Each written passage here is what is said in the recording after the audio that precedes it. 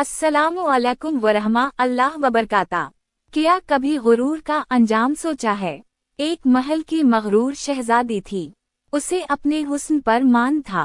वो गरीबों को हकीर जानती, हर रिश्ते को ठुकरा देती।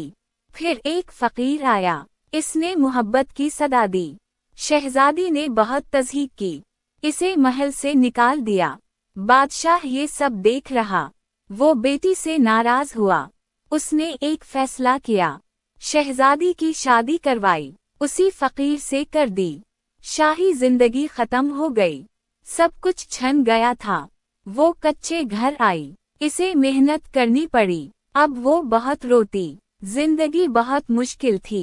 फकीर बहुत नेक दिल था, वो सब्र से रहता था, वो मेहनत करता था। शहजादी इसको देखती, उसकी नेकी देखती, इसका प्यार देखती।